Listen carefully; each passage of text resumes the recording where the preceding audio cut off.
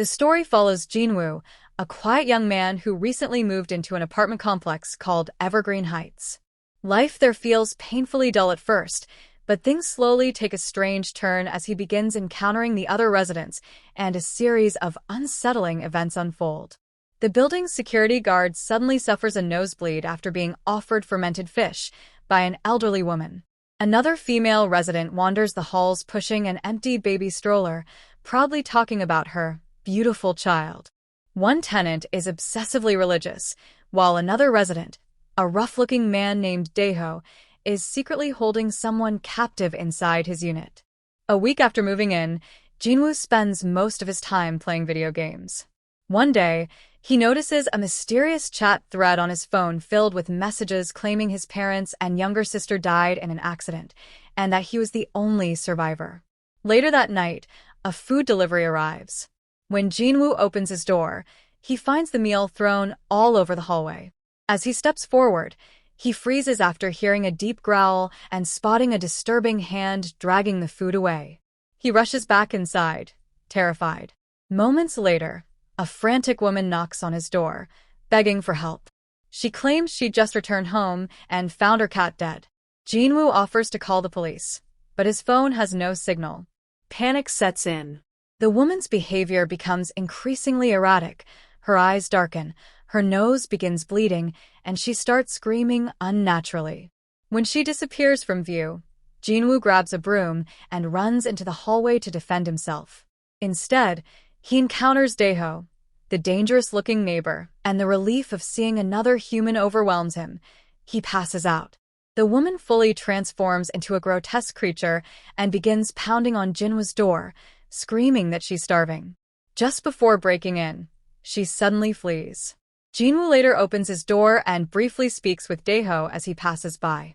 Meanwhile, several residents gather in the building's lobby, only to discover all exits have been sealed. Two of them, Min-jae and Era, check their phones. None work. Min-jae breaks the chain locking the control room, while Era tries a landline, which also fails. Another resident manages to unlock the main entrance, but a horrifying creature waits outside. It storms in and kills one tenant. Min-jae attacks it with a fire extinguisher and signals for the door to be closed, but the extinguisher runs out. As fear takes hold, Era tackles the creature outside just before the gate shuts, trapping it beyond the building. Era is injured, glass lodged in her leg, but she removes it herself and pushes through the pain. Min-jae warns that the creature they faced is only one of many. Outside, numerous monstrous beings of different forms surround the building. The next morning, Jinwoo looks out his window to see the city engulfed in flames, black crows circling overhead. His nose suddenly begins to bleed. A brief flashback reveals the truth about his family. They once planned a road trip, but Jinwoo refused to join them. That day, a truck crashed into their car, killing both parents and his sister. Back in the present, Era's younger sister, Sora, falls down the stairs after spraining her ankle. Daeho walks by without concern, until the creature from earlier attacks him. Displaying unnatural strength, Daeho fights back and kills it. Elsewhere, Yura, another resident, notices someone acting strangely. The person mutters incoherently before transforming into a monster. Yura strikes it with a bat, but it gets back up. June, a former soldier, rushes in and slices its head, but only partially. The creature continues moving despite severe injuries. That same creature eventually reaches Jinwoo's apartment just as he opens the door looking for food. Frozen in fear, Jinwoo realizes the monster can't see him if he doesn't move. After wandering aimlessly, it leaves. Soon after, Jinwoo hears shouting outside. A father attempts to zipline his children to safety, but is suddenly killed by a massive floating eye-like creature. As it targets the children, Jinwoo throws his television at it, distracting the monster. The creature drifts toward Jinwoo's window and traps him. At the last second, his neighbor Sihoon attacks it with a homemade weapon, saving his life. Sihoon communicates through written notes, explaining that the creatures cannot truly be killed. He asks Jinwoo if he's willing to help save the children. Sihoon crafts an electrified spear and warns Jinwoo that his phone emits strange signals when monsters are nearby. Armed with the weapon, Jinwoo approaches the children and tells them he will protect them. As they move through the hallway, Jinwoo's nose begins bleeding again. Traumatic memories flood his mind, darkness clouding his thoughts. Fearing he might turn into something dangerous, he screams at the children to run and locks himself away. At the same time, Yura and June discover the man Daeho had been holding captive and free him. The freed man explains that a stranger broke into his apartment and tied him up. As they move through the building together, his behavior becomes increasingly suspicious. Eventually, he insists on going back to his unit, claiming he doesn't want to slow anyone down. Later, the man reunites with the tenants gathered on the ground floor and opens a suitcase filled with food to share. One elderly woman refuses to take any, saying her small dog won't stop barking at him and seems unusually distressed. A disturbing flashback revisits Jinwoo's family tragedy, but this time, he is inside the car with them, angrily arguing and cruelly wishing them dead. He jolts awake in a hospital, where a doctor tells him there must be a reason he alone survived the crash. When Jinwoo later walks through the streets, people begin disappearing without explanation. A dark inner voice urges him to give in and let it take control. Before anything happens, reality snaps back as a massive, muscular monster smashes a door into him. The children try to pull Jinwoo to safety, but he orders them to run. They escape just as the creature punches Jinwoo hard enough to pin him against the wall. Yura and June hear the chaos and rush in, attacking the monster and saving him. The children flee down a stairwell but freeze when they spot the headless creature lurking nearby. Remembering Jinwoo's warning, they remain completely silent. The creature wanders off.